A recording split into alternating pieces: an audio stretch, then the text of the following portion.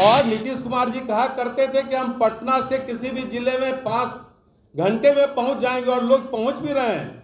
ये चमचमाती सड़कें और चौड़ी सड़कें बिहार के मंत्रियों को और मुख्यमंत्री जी को समझना चाहिए।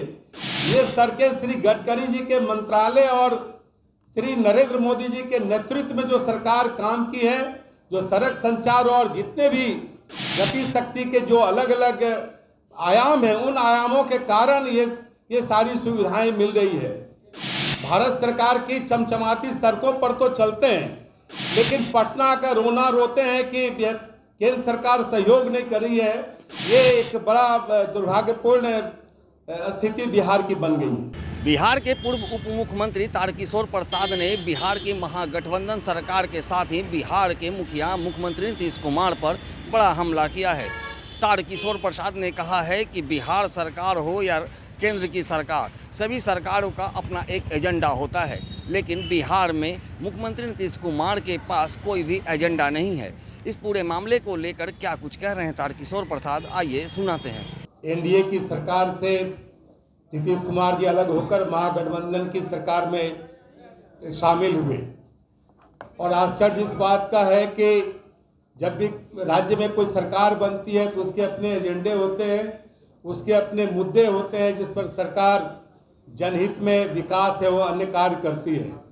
लेकिन इनका एक ही एजेंडा रहा कि तेजस्वी यादव कैसे सीएम बनेंगे और नीतीश कुमार जी कैसे पीएम बनेंगे। जब इन एजेंडों को लेकर बिहार की सरकार काम करेगी, और आपने देखा कि पूरे वर्ष में बिहार अपराधियों के चंगुल में फंसा रहा, रोज हत्याएं होती रही, रोज महिलाओं के साथ दुर्व्यवहार होता रहा, रोज बैंकों की डकैतियां होती रही। ऐसा कोई अखबार का और आपके इलेक्ट्रॉनिक मीडिया का स्क्रीन नहीं है जो इन घटनाओं से भरा पड़ा नहीं रहा। आखिर यह सरकार किस दिशा की ओर जा रही है, सरकार किन मुद्दों पर काम कर रही है।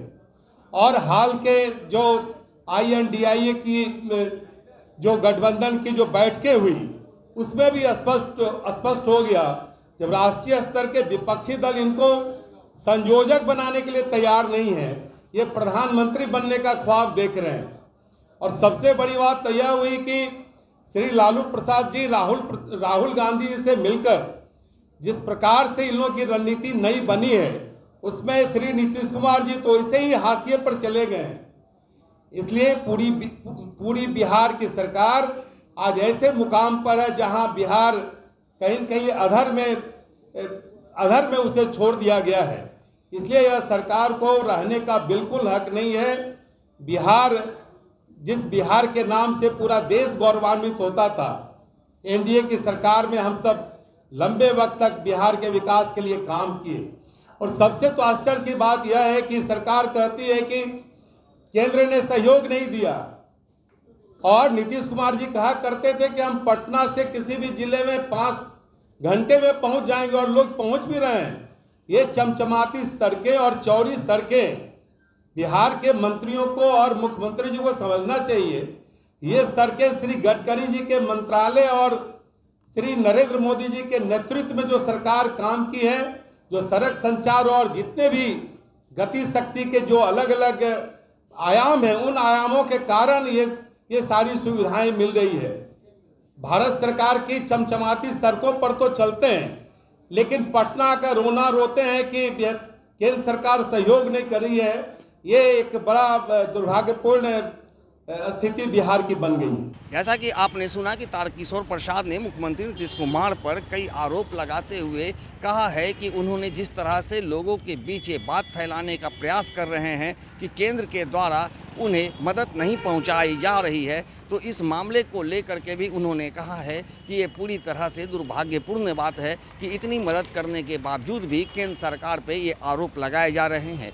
चूँकि नीतीश कुमार जो हैं आज पूरी तरह से हताश हो गए हैं। जिस तरह से विपक्षी एकजुटता की बात की जा रही थी और उन्हें संयोजक बनाने की बात पर चर्चा थी, लेकिन जिस तरह से राहुल गांधी से लालू प्रसाद यादव की मुलाकात के बाद अब ये कयास लगाए जा रहे हैं कि अब प्रधानमंत्री के उम्मीदवार हो चाहे महागठबंधन के जो भी संयोजक हों, राहुल गांधी को ही प्रमोट करेंगे और नीतीश कुमार को दरकिनार किया जा रहा है।